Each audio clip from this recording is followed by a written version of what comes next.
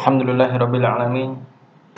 Wassalatu wassalamu ala asyrafil anbiya'i wal mursalin wa ala alihi wa sahbihi wasallim. Baik. Alhamdulillah, kita lanjutkan kembali pelajaran kita dalam Adab Thalibul Ilmi, buka halaman 22. Baik.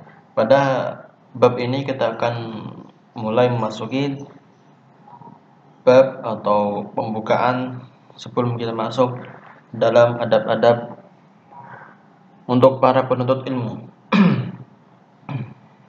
Kita mulai. Adab talibul ilmi. Laqad imtanallahu subhanahu wa ta'ala ala ibadihi bi bi'satir rasul al-akram Muhammadin sallallahu alaihi wasallam mubasyiran wa nadhiran wa da'iyan ila Allah bi idnihi wa sirajan munira. Allah Subhanahu wa ta'ala telah melimpahkan nikmat kepada para hambanya dengan apa? Bibik sadar Rasul, dengan diutusnya seorang Rasul al-akram yang paling mulia, yaitu Muhammad sallallahu alaihi wasallam, mubasyiran wa nadhira, sebagai pemberi kabar gembira, wa nadhira, dan juga pemberi peringatan akan hari kiamat dan juga datangnya azab dari Allah Subhanahu wa taala bagi orang yang tidak menaati perintahnya. Wa da'iyan ilallahi bi'idnih, dan juga sebagai seorang da'i atau penyeru yang mengajak kepada jalan Allah bi'idnih, dengan izin Allah Subhanahu wa ta'ala. Wasirajan munira, dan juga beliau sebagai pelita, penerang yang munira, yang menerangi kegelapan. Wa anzala alaihi al-Qur'an al-Karim kitab hidayatin wa ta'limin wa islahin, dan juga di antara nikmat Allah Subhanahu wa taala, Allah Subhanahu wa taala menurunkan kepada beliau sallallahu alaihi wasallam Al-Qur'an al-Karim, kitab hidayah, sebagai kitab yang atau kitab petunjuk, wa ta'lim, dan kitab ta'lim, pendidikan untuk mendidik, wa islahin, dan sebagai kitab islah untuk memperbaiki keadaan manusia. Allah Subhanahu wa taala berfirman, "Huwallazi ba'atsa fil ummiyina rasula minhum yatlu 'alaihim ayatihi wa yuzakkihim wa yu'allimuhumul kitab wal hikmata wa in kanu min qablu lafi dhalalim mubin." Dan Allah Subhanahu wa taala berfirman, Dialah Allah yang mengutus seorang rasul dari kalangan orang yang, atau dialah Allah yang mengutus kepada suatu kaum yang ummi, yang buta huruf, seorang rasul di antara mereka, yaslu alaihim ayatihi, yang rasul ini atau utusan ini membacakan kepada mereka ayat-ayat Allah, wa yuzakkihim, dan mensucikan mereka, wa yu'allimuhumul kitab, dan mengajarkan kepada mereka kitab suci Al-Quran, wal hikmah, dan juga hadis-hadis Nabi, wa in kanu min qablu lafi dhalalim mubin, walaupun mereka sebelumnya berada dalam kesesatan yang nyata. Nah, fada'watur Rasul sallallahu alaihi wasallam syamilatun li'anasir salasah, mencakup 3 unsur, sebagaimana kama tanussu ala dzalika al-ayah al-karimah, sebagaimana yang telah dinaskan pada, atau sebagaimana yang telah tertulis pada ayat tersebut.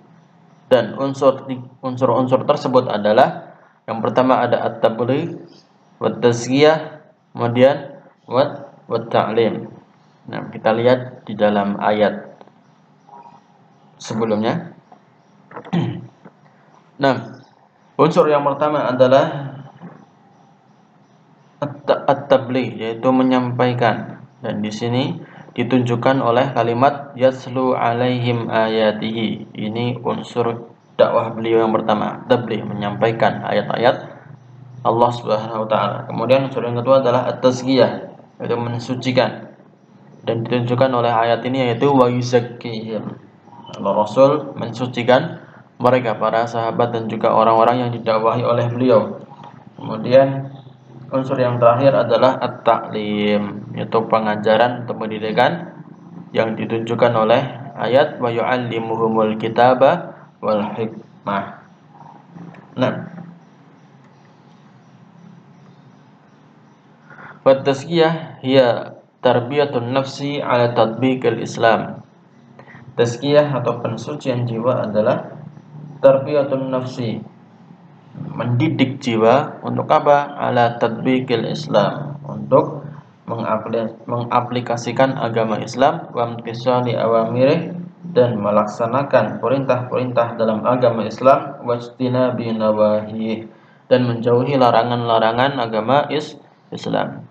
Kemudian yang termasuk tazkiyah juga wat takhalluq bima yad'u ilaihi min akhlaqin fadilatin wa adabin samiyatin, dan berakhlak dengan apa yang diserukan oleh agama Islam.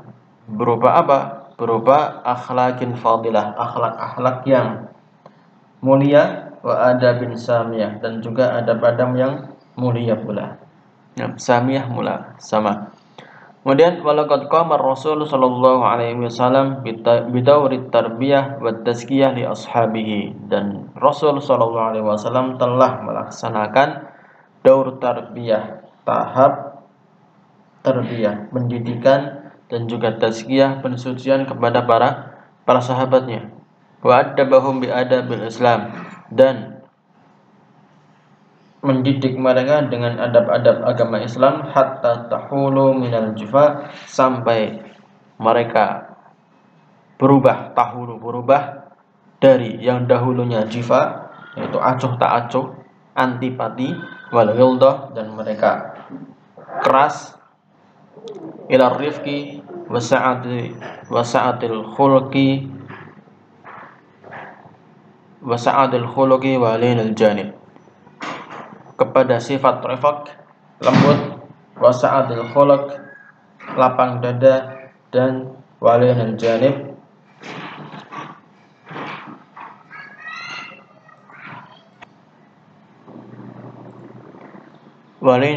yaitu mempunyai hati yang atau murah hati.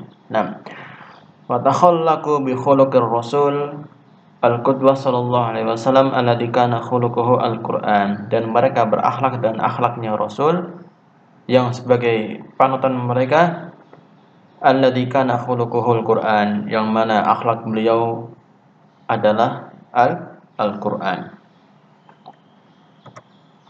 Nah, kemudian halaman selanjutnya, halaman 23, paragraf yang pertama kita lewati. Kemudian langsung paragraf yang kedua tentang perkataannya para ulama salaf tentang keutamaan adab sebelum kita menuntut ilmu. Nah, faqad rawa al-Khatib al-Baghdadi an Malik bin Anas, diriwayatkan dari Khatib al-Baghdadi dari Imam Malik bin Anas, dia mengatakan Ibnu Sirin mengatakan, salah seorang tabi'in mengatakan, kanu yata'allamuna al-hadya kama yata'allamuna al-ilma.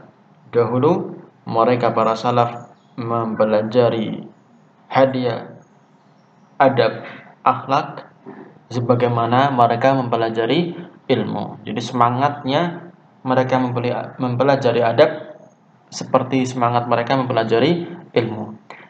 Kemudian dari Malik juga, dari Ibnu Syihab Az-Zuhri, dia mengatakan, inna hadzal ilm adabullah addaba bihi nabiyahu sallallahu alaihi wasallam.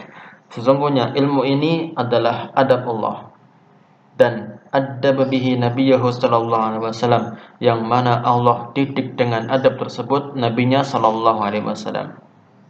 Wa addaban nabiyyu sallallahu alaihi wasallam ummatahu, dan nabinya pun mendidik umatnya dengan adab tersebut. Amanatullahi ila rasulih, dan ilmu ini adalah amanah dari Allah kepada Rasulnya, liyu'addihi ala ma uddiya ilaihi, agar dilaksanakan sesuai apa yang telah diperintahkan atau apa yang telah disampaikan.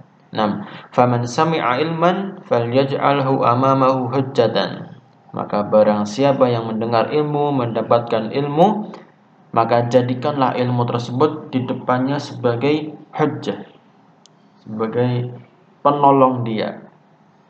Pada saat kapan? Fima bainahu wa bainallahi azza wa jalla, pada saat nanti antara dia dengan Allah di hari kiamat kelak. Kemudian dari Ibrahim bin Habib, dia mengatakan qala li abi, ayahku mengatakan kepadaku, ya bunayya, wahai anakku, itil fuqaha wal ulama, datangilah para ahli fikih dan para ulama, alim ulama, wa ta'allam minhum wa khudh min adabihim, dan belajarlah kepada mereka, wa khudh min adabihim, dan ambillah adab mereka, wa akhlaqihim, dan juga akhlak-akhlak mereka, wa hadihim, dan petunjuk hidayah dari mereka. Atau hadim di sini diartikan ilmu. Nah, fa inna dzaka ahabbu ilayya laka min kasirin minal hadis. Sesungguhnya seperti itu lebih aku cintai, lebih aku sukai darimu daripada engkau banyak meriwayatkan hadis. Jadi kata ayahnya Ibrahim kepada Ibrahim, beliau mengatakan, kamu menuntut adab atau mempelajari adab dan akhlak itu lebih aku sukai daripada kamu meriwayatkan banyak hadis. Nah, kemudian di bawahnya Anda melihat setelah perkataan Ibrahim bin Habib ada dari An Ibn Mubarak, namun saya tidak tulis di video ini. Dan Anda melihat di bukunya dari Ibn Mubarak, beliau mengatakan qala li Makhlad bin al-Husain. Makhlad bin al-Husain mengatakan kepadaku, nahnu ila kasirin minal adab ahwaju minna ila kasirin minal hadis. Nah, kebutuhan atau kita kepada adab itu lebih butuh daripada kita kepada hadis. Jadi kebutuhan kita kepada adab itu lebih banyak daripada kebutuhan kita kepada hadis. Kemudian bawahnya di halaman 24, An Zakaria Al-Anbari, dari Zakaria Al-Anbari beliau mengatakan, ilmun bila adab kanarin bila hatab, wa adab bila ilmin karuhin bila jasim. Nah, ilmu tanpa adab seperti api yang tanpa kayu. Nah, di sini beliau memisalkan ilmu dengan api dan adab dengan kayu. Nah, jadi kenapa kok beliau memisalkan ilmu dengan api? Karena api itu jika diambil tidak akan habis. Bagaimana ilmu? Walaupun diambil tidak akan habis, tetapi akan terus ada, terus menyala. Nah, tapi dengan syarat harus ada apa?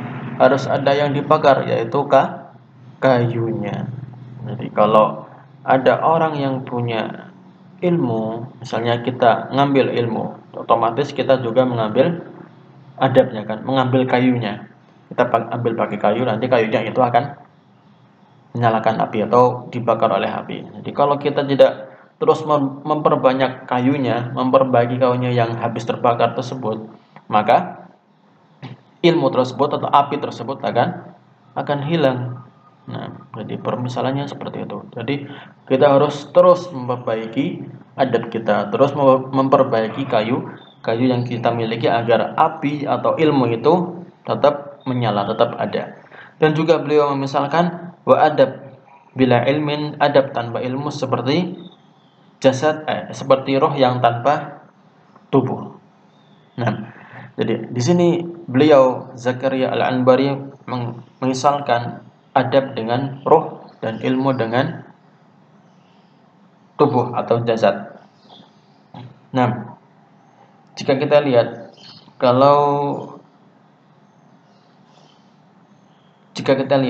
roh itu mengendalikan jasad. Juga seperti adab dan ilmu. Adab itu mengendalikan ilmu, jadi mengontrol ilmu. Jadi mau kemana dikontrol dengan adab. Jadi kalau tidak ada ruh, maka bagaikan mayat yang berjalan. Nah, seperti itu juga ilmu. Kalau ilmu tidak pakai adab, maka ilmu itu ya tidak berguna, hanya seenggok seenggok daging tubuh yang tidak ada nyawanya. Jadi kalau ada orang menuntut ilmu tapi tidak menuntut mempelajari adab juga, maka dia akan tersesat. Kenapa? Karena tidak ada yang mengontrol dia, mengontrol ilmu tersebut harus kemana, ke kiri atau ke kanan, lurus atau balik. Nah, seperti itu.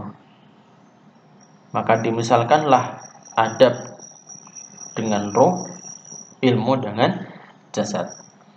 Kemudian dari Malik bin Anas bahwasanya ibunya pernah berkata kepada beliau, idhab ila Rabi'ah fata'allam min adabihi qabla ilmihi. Pergilah engkau kepada Rabi'ah dan belajarlah darinya apa? Adabnya sebelum engkau mengambil ilmu dari beliau. Nah, itu nasihat yang sangat berharga dari ibunya anak Malik bin Anas. Jadi kita harus belajar adab dulu. Kita harus cari roh dulu. Kita harus cari kayu bakar dulu sebelum menyalakan api. Bagaimana yang dimisalkan oleh Zakaria Al-Anbari. Kita harus cari banyak-banyak kayu. Nanti kalau sudah kayunya banyak, kita tinggal nyalakan api sedikit. Nanti insya Allah apinya jadi besar. Ilmunya lama-lama jadi banyak. Seperti itu.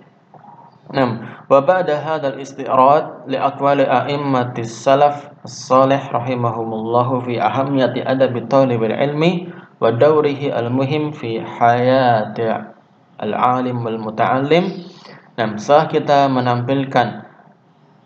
menunjukkan perkataan para ulama salaf tentang pentingnya adab dalam menuntut ilmu, wa dawrihi al-muhim, dan peran adab tersebut yang sangat penting dalam kehidupan orang yang berilmu dan orang yang sedang menuntut ilmu.